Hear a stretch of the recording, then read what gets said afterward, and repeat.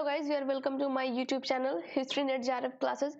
Today I am going to discuss about learners characteristic. It is the second subunit of teaching aptitude, that is unit 1 of paper 1. So let's see what are the syllabus, okay, under learners characteristic that we have to deal. So we have to know the learners characteristic at 4 parameters. They are academic, social, emotional and cognitive, and these 4 parameters have to be evaluated for these two types of learner: adolescent and the second one adult learner. The last is individual differences. We have to talk about the learner's characteristic on the basis of individual differences. So who is a learner? That is very basic question. Who is a learner? A learner is someone who is indulged in teaching learning process, okay, and they are dependent variables.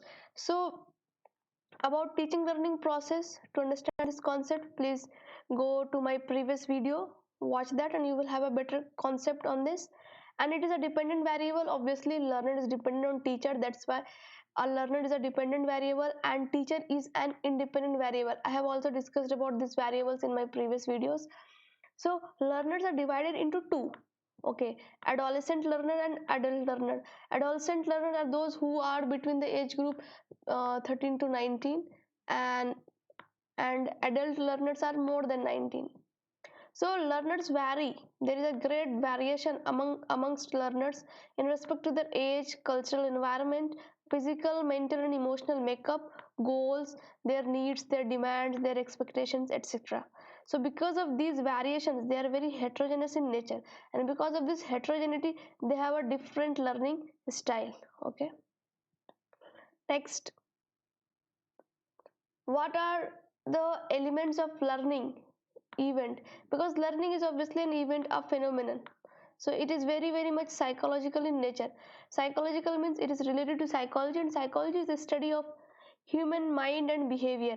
So if what kind of a mind or behavior or attitude a learner has, that is very important for a learner who is indulging in teaching learning process, who wants to learn something, who wants to bring in some new change which are relatively permanent change. So it is a relatively permanent change. So why it is called relatively? Because we are comparing that new change with the older one, and these changes can be learned through new capabilities. It can be through new skills, new knowledge, attitudes and values. So learning elements are learner, stimulus, internal condition of a learner and response. So about this response, it's all about willingness. It comes under affective domain. Again, go and watch the previous video. And internal condition of learner is basically the emotional thought that we're discussing here. Next we have characteristic of adolescent learner. And guys, please remember this characteristics of both adolescent and adult, they are very important. Questions are always asked most of the time, so you should pay attention on this. So the characteristic of adolescent learner are academic level. They demand the relevance in learning. Whatever is being taught or whatever they are learning, they demand the relevance, like how far this is relevant. They always focus on course completion, like on time, in given duration and given period the course should be completed.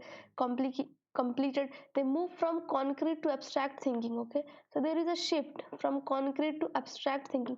So this is something new thinking that are developing in them. Their intellectual development is not visible. It is not visible because of the adolescent age.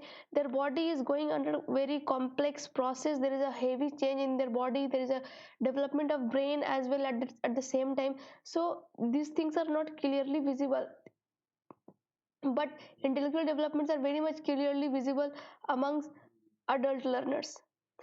Their curiosity is very high. They are very energetic. They are very much risk taking, challenging, adventurous. They depend on teacher. So here teacher becomes very important because teacher has to plan. Okay, teacher has to plan their syllabus to fulfill their demand, to know their thinking style, to understand their curiosity level and everything. So teacher is very important. They are dependent here. Next is at the level of social. Okay, how they interact with the society and how the changes in themselves at the social level affects the learning process. For them, body image becomes very important. A sense of identity develops and self, yeah, self becomes very important. this body image is related to the media and culture. They are very much influenced by the perception of media and culture. They will always fix some role model. It can be anyone in any field, like in science field, in medical field, in literature field, in any field, in art field. They desires to make personal choices. Okay, they want to make their own decisions. They they are looking for independency of thought process. When it comes to group norms in a society, if you are having a group, so they seek acceptance from their friend circle to conform to that group norms. So this is the characteristic of adolescent learner at social level. For them, body image is very important. They become very sensitive. They consider themselves as very unique, like a kind of unique personality. Next is at emotional level. At emotional level, their mood is swinging very high at a very like zigzag way, sometimes very happy, sometimes very sad, like this way. So why at emotional level these things are happening? Because of their body changes, that the hormonal changes, that the biological changes that their body is going through in.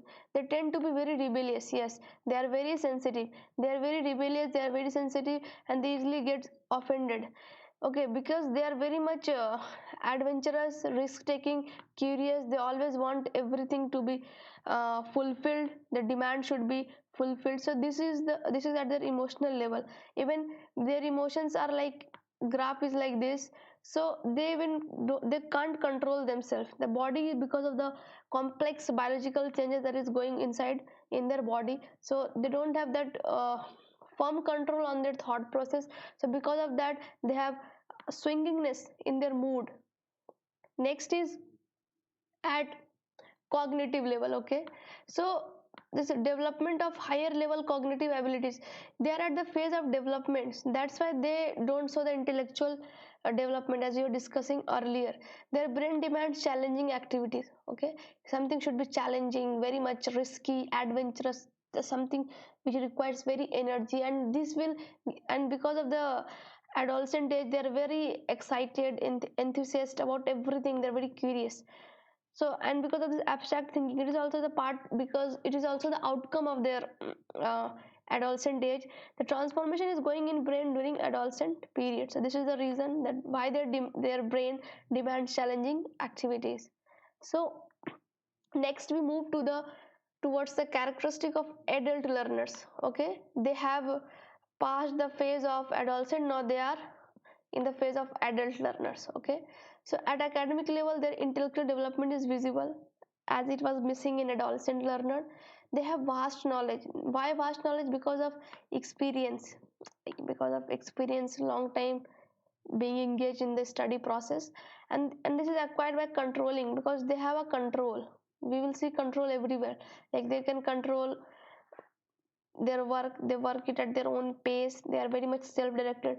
They don't need teacher, unlike in adolescent learner characteristic. They were very much dependent on teacher. They clearly understand the learning objective. So what are learning objective, what are teaching objective? It is basically a goal. I have also discussed about teaching objective in my previous video. Please go and watch it again, so that you can have clear understanding and try to relate with the things what I am teaching today.